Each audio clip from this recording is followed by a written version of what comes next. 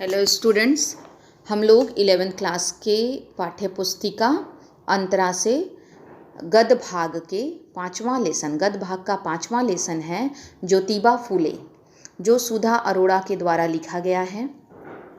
सुधा अरोड़ा के जीवन को हम सबसे पहले देखेंगे। सुधा अरोड़ा का जन्म सन 1948 में पाकिस्तान के लाहौर नामक नगर में हुआ था। भारत आगमन के बाद उनकी शिक्षा कलकत्ता विश्वविद्यालय में हुई। विश्वविद्यालय से संबंधित कॉलेजों में सुधा जी ने सन 1969 से 1971 तक अध्यापन कार्य किया। अब इनके कुछ कहानी संग्रह हैं, जैसे बगैर तरासे हुए, युद्ध विराम, महानगर की भौतिकी, काला शुक्रवार, कांसे का गिलास इत्यादि। अब हम लोग सुधा अरोड़ा के द्वारा लिखित ज्योतिबा फूले के जीवन से परिचित होंगे। प्रस्तुत लेख में ज्योतिबा फूले और उनकी पत्नी सावित्री बाई के उन प्रयासों का वर्णन है जो उन्होंने सामाजिक रूढ़ियों व धर्म के आडंबरों को तोड़ने के लिए किया था। नारी उत्थान के लिए किए उनके सराहनीय कार्यों का उल्लेख इस पाठ में दिया गया है। इस दंपति के प्रेरक जीवन को इस पाठ में बहुत सुंदर तरीके से वर्णित किया गया है। शोषित समाज को शिक्षा दिलाने के इस दंपति के कार्य उस काल में साहसिक प्रयास थे। उस काल में यानी कि जब स्त्रियों को शिक्षा लेने का अधिकार नहीं था। इनका कहना था कि शिक्षा यदि उच्च वर्ग तक ही सीमित रह गई तो उससे समाज का हित नहीं होगा। नारियों को वर्ण, जाति और वर्ण व्यवस्था की चक्की से निकालकर स्वतंत्र मानवीय इकाई बनाने का कार्य इन दोनों ने किया था। 19वीं शताब्दी के 5 दशक का इनका संघर्ष पिछड़ों, दलितों, शोषितों व महिलाओं के लिए प्रेरणादायक है। लेखिका के पास अपनी बात को कहने की बहुत ही प्रभावी शैली है, जो बहुत ही सुंदर और प्रभावी ढंग से हमारे समक्ष रख रही है।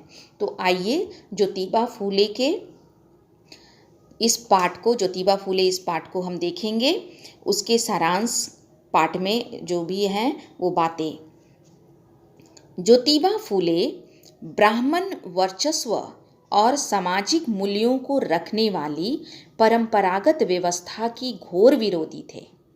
उन्होंने पूंजीवादी और पुरोहितवादी मानसिकता पर कड़े प्रहार किए हैं।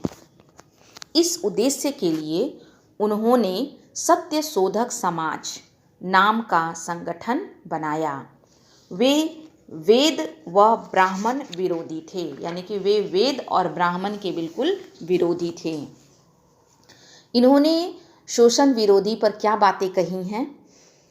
और ज्योतिबा फूले शोषण विरोधी थे, आदर्श परिवार की नींव रखने वाले थे, आधुनिक शिक्षा का उन्होंने नींव रखा, विवाह पद्धति में जो भी बाधाएं थीं उनको दूर किया, कुछ मंत्र दिए, नारी शिक्षा के लिए अथक प्रयास किए और मार्ग में जितने भी रुकावट आते रहे उन सब को उन्होंने सुधारने का प्रयास किया है। सबसे पहले शोषण विरोधी। ज्योतिबा फूले वर्ण, जाति और वर्ग व्यवस्था को शोषण का आधार मानते थे। उनका विश्वास था कि ब्राह्मण व राजसत्ता सामाजिक व्यवस्था का उपयोग अपने हित में करते हैं। इस शोषण व्यवस्था के विरुद्ध दलितों व स्त्रियों को आंदोलन करना चाहिए।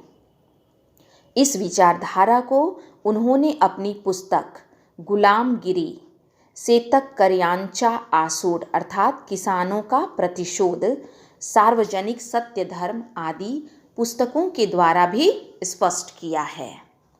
महात्मा ज्योतिबा फूले की सोच, उनके कार्य आज भले ही अधिक महत्वपूर्ण न लगते हों, किंतु आज से लगभग 150 वर्ष पहले यह विचार बहुत क्रांतिकारी थे। ज्योतिबा फूले की दृष्टि में एक आदर्श परिवार वह है जहाँ बौद्ध, ईसाई, मुसलमान और सत्य धर्मी एक दूसरे के रक्त संबंधी हों। उल्लेखनीय यह है कि ज्योतिबा फूले ने हिंदू धर्म का उल्लेख तक नहीं किया।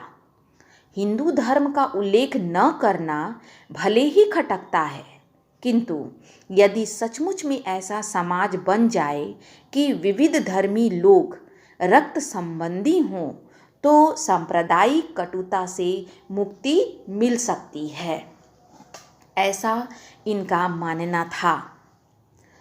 ज्योतिबा फूले का मत था कि आधुनिक शिक्षा का लाभ केवल उच्च वर्ग को मिलता है, जिसमें शूद्रों व गरीबों के लिए कोई स्थान नहीं है।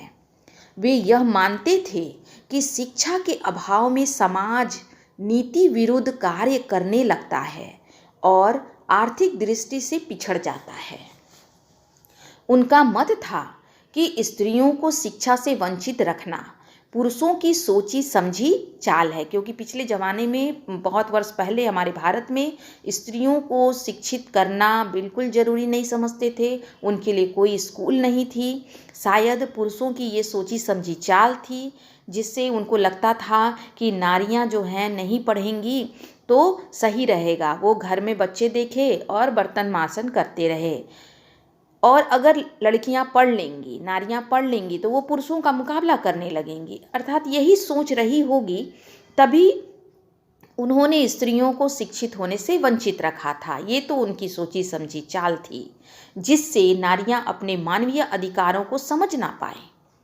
बाद में सभी विचारकों ने यह स्वीकार कर लिया कि पुरुष की अपेक्षा नारी का शिक्षित होना परिवार, समाज व राष्ट्र के लिए हितकर है, क्योंकि ज्योतिबा फूले ये मानते थे कि अगर एक पुरुष शिक्षित होता है तो वह स्वयं होता है, लेकिन अगर एक नारी शिक्षित होती है तो पूरा परिवार, समाज व राष्ट्र शिक्षित होता है, और ये समाज के लिए, हमारे देश के लिए हितकर है।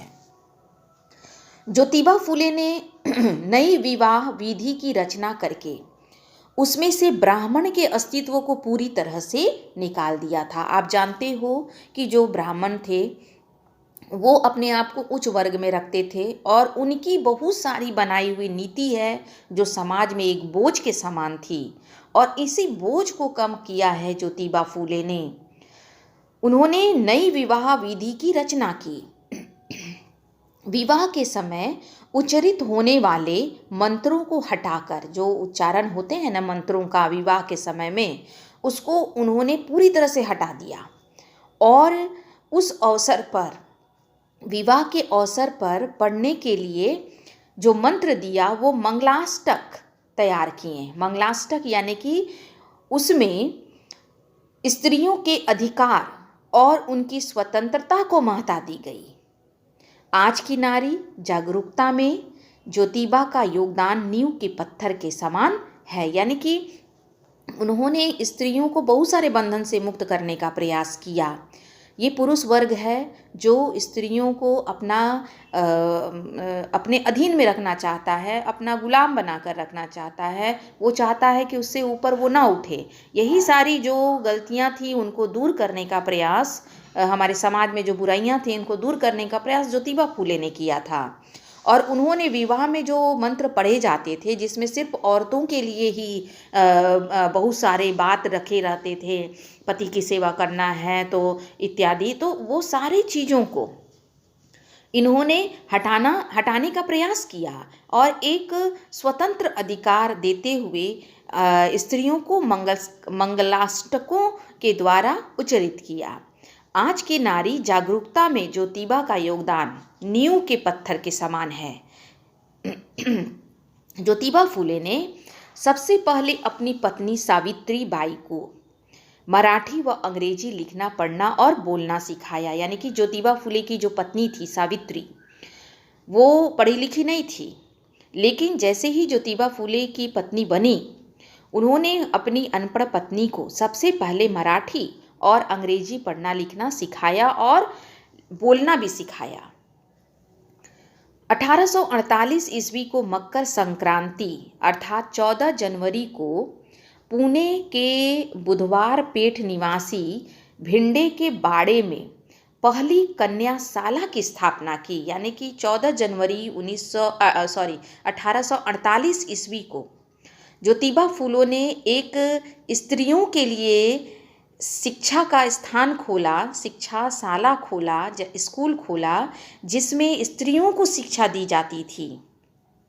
और ये भारत में लड़कियों की शिक्षा का यह पहली पाठशाला थी। यानी कि हमारे भारत देश में स्त्रियों को पढ़ने के लिए कोई पाठशाला नहीं थी। ज्योतिबा फूले ने ही 14 जनवरी 1848 को लड़कियों की शिक्षा के लिए पाठशाला खोली।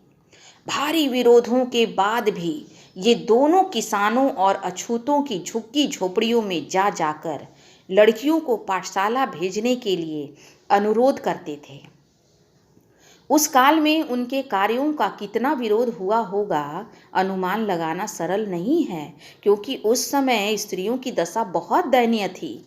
आज से 100 वर्ष पहले बहुत दयनीय स्थिति थी। और वैसे समय में स्त्रियों के लिए पाठशाला खोलना और घर घर जाकर झुग्गी झोपड़ियों में, किसानों के घरों में, अछूतों के घरों में जाकर लड़कियों को स्कूल भेजने का आग्रह करना, आप समझ सकते हो कि उस समय कितना विरोध इनके विरुद्ध हुआ होगा। अनुमान लगाना सरल नहीं है। इनके मार्ग में बहुत सारी रुकावटें आई हैं। आज से लगभग 150 वर्ष पूर्व, आज से 100 वर्ष पूर्व नहीं बल्कि 150 वर्ष पूर्व इनके द्वारा किए जा रहे साहसिक कार्यों का भारी विरोध होना भी स्वाभाविक था। अपने रिश्तेदार और पुरोहितों के दबाव में आकर इनके धर्मभीरू पिता ने अपने पुत्र एवं पुत्र वधू को घर से निकाल दिया था। यानी कि उसके पिता पर, ज्योतिबा फूले के पिता पर भी समाज का दबाव पड़ने लगा और उनके पिता जो थे वो समाज के विरुद्ध नहीं जा सकते थे। अर्थात उन्होंने अपने पुत्र और पुत्र वधू को घर से बाहर निकाल दिया। सावित्रीबाई जब घर से पाठशाला में पढ़ाने के लिए जाती थी तो रास्ते में खड़े लोग उसे गालियां देते थे, थूकते थे, पत्थर मारते थे तथा गोबर फेंकते थे। किंतु इस दंपति ने सारे विरोधों को सहकर भी अपना कार्यक्रम नहीं बदला। इन्होंने पिछड़ी जातियों के संघर्ष में वह सब किया जो यह कहते थे। उदाहरण के लिए इन्होंने अपने घर की पानी की हौद सभी जातियों के लिए खोल दिया था। यानी कि उन्होंने दिखाया कि ये छुआछूत, ये जो भी है, ये सब मनुष्य की बनाई हुई नीति है और इसका भारी विरोध उन्होंने किया। अपने घर में जो उनका पानी का हौद था, हौद मतलब होता है जहाँ पानी इकट्ठा करके रखा जाता है, उस हौद में सभी जातियों के लिए उन्होंने पानी पीने के लिए उसे खोल दिया। अंत में ज्योतिबा फूले व सावित्रीबाई ने 1840 से लेकर 1890 तक मिलकर मिशनरी भावना से कार्य किया। एकदम समाज के सुधार के लिए ये दोनों पति पत्नी एकदम भिड़े हुए थे। बहुत भारी विरोध का सामना इन लोगों को करना पड़ा, लेकिन फिर भी सन 1888 में ज्योतिबा फूले को महात्मा की उपाधि से सम्मानित कर समाज ने कृतज्ञता ज्ञापन किया। आखिर अंत में समाज ने उनके इस बहादुरी के कार्य, जो समाज को परिवर्तित करता है, करने के कार्य को बड़ा सराहा और अंत में उनको 1888 में महात्मा की उपाधि से सम्मानित किया गया और इसकी कृतज्ञता ज्ञापन की गई। यानी कि हम लोग कृतज्ञ हैं कि ऐसे व्यक्ति हमारे समाज में हैं जो समाज सुधार के लिए कार्य कर सकते हैं। तो ये था ज्योतिबा फूले से संबंधित पाठ से आए सारांश। आप किताब को अच्छी तरह से पढ़ेंगे तो ही इस सारांश को अच्छी तरह से समझ पाएंगे। आगे मैं इस पाठ से संबंधित जो भी प्रश्न उत्तर है उसे भेजने का प्रयास करूंगी। तब तक के लिए आप इस पाठ को किताब में जो दिया है पाठ को पढ़िए, मेरे सारांश को सुनिए और समझने का प्रयास कीजिए। Thank you.